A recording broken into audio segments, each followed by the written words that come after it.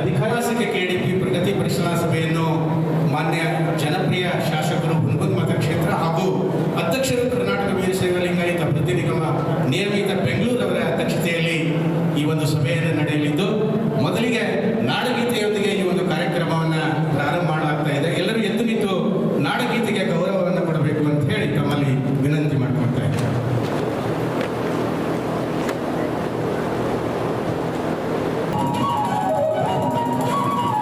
ಹಾಗೆಯೇ ಸನ್ಮಾನ್ಯ ಶ್ರೀ ಬಸವರಾಜ್ ಗೌಡ ಸಸಿಗೆ ನೀರು ಹಾಕುವ ಮೂಲಕ ಈ ಕಾರ್ಯಕ್ರಮವನ್ನು ಉದ್ಘಾಟನೆ ಮಾಡ್ತಾ ಇದ್ದಾರೆ.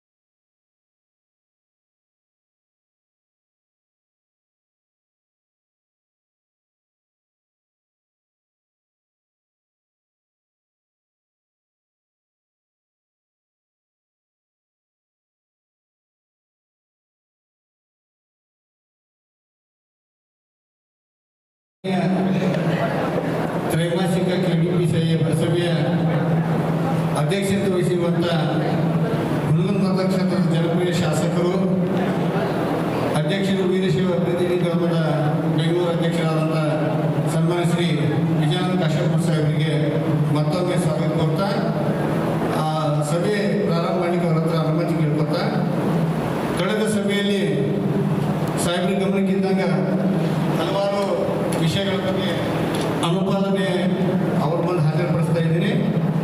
ಮೊದಲನೇದಾಗಿ ಕೃಷಿ ಇಲಾಖೆಗೆ ಸಂಬಂಧಪಟ್ಟಂತೆ 11ನೇ ಕಂತಿನ ವಿಮಾ ಪರಿಹಾರ ಬಾಕಿ ಇರುವ ಅನುದಾನ ಬಿಡುಗಡೆ ಆದ ಬಗ್ಗೆ ವಿವರಣೆ ಕೊಡಬೇಕಂತ ಹೇಳಿದ್ರು. ಅದೇ ರೀತಿ ಇಳಕಲ್ ತಾಲೂಕಿನ 1100 KV ಮತ್ತು ಇಳಕಲ್ ತಾಲೂಕಿನ 600 ಜನರಿಗೆ FID ಮಾಡಿಸಿಕೊಡುವ ಬಗ್ಗೆ ವಿವರಣೆ ನೀಡುವುದಾಗಿ ಹೇಳಿದರು. ತಹಸೀಲ್ದಾರ್ ಕಚೇರಿ ಮತ್ತು ಕೃಷಿ ಇಲಾಖೆಯ ರೈತರಿಗೆ ಪರಿಹಾರ ಮಾಹಿತಿ ವ್ಯತ್ಯಾಸದ ಬಗ್ಗೆ ಸರಿಯಾದ ಮಾಹಿತಿ ನೀಡಬೇಕಂತ ಮಾನ್ಯ ಶಾಸಕರು ಸೂಚನೆ ಕೊಟ್ಟಿದ್ದರು. ಬೀಜ ಮತ್ತು ಗೊಬ್ಬರಗಳನ್ನು ಕೃಷಿ ಪತ್ತಿನ ಸಂಘಗಳಿಂದ ವಿತರಣೆ ಮಾಡುವ ಬಗ್ಗೆ ವಿವರಣೆ ನೀಡುವಂತೆ ಸಾಹೇಬರು ಕೇಳಿದರು.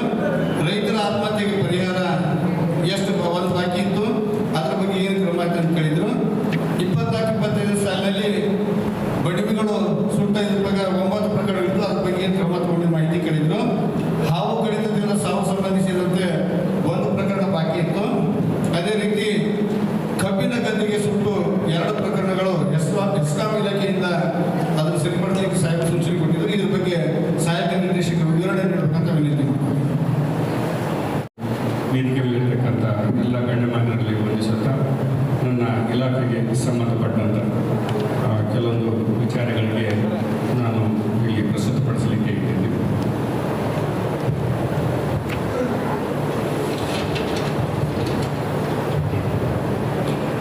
ಒಂದನೇ ಪಾಯಿಂಟ್, ವಿಮಾ ಪರಿಹಾರ, ಇದು ಬೆಳೆ ಪರಿಹಾರ ಸಲುವಾಗಿ ಹೋದ ಮೀಟಿಂಗಲ್ಲಿ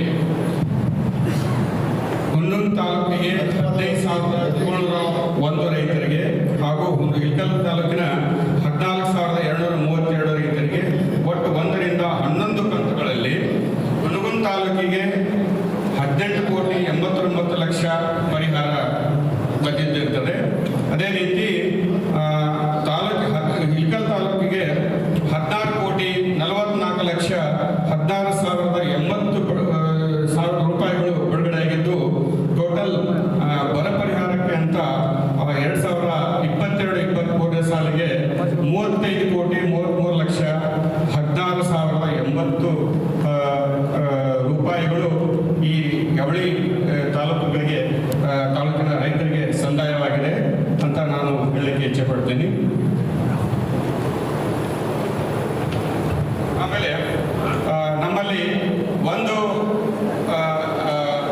ರೈತ ಆತ್ಮಹತ್ಯೆ ಪ್ರಕರಣ ಬಾಕಿ ಇತ್ತು. ಅದು ಕೂಡ ಈಗ ಎಲ್ಲರಿಗೂ ಪರಿಹಾರ ಮುಟ್ಟಿದೆ ಸರ್.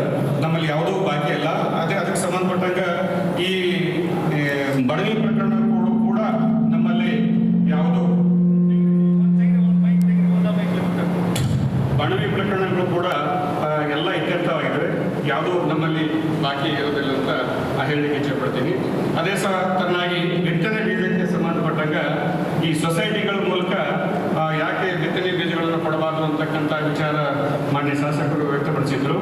ಆ ನಿಟ್ಟಿನಲ್ಲಿ ಈ 2-3 ವರ್ಷಗಳ ಹಿಂದೆ ಸರ್ಕಾರ ಎಲ್ಲ ಸೊಸೈಟಿಗಳ ಮೂಲಕ ಬಿತ್ತನೆ ಬೀಜವನ್ನು ಕೊಡುವಂಥ ನಿರ್ಧಾರ ತೆಗೆದುಕೊಂಡಿತ್ತು. ಕಾರಣಾಂತರಗಳಿಂದ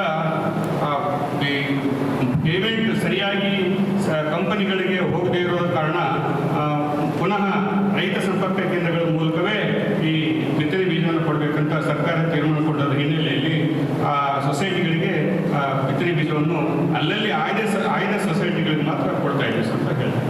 ಇಷ್ಟು ನಮ್ಮ ಇಲಾಖೆ ಸಂಬಂಧಪಟ್ಟಂಗೆ.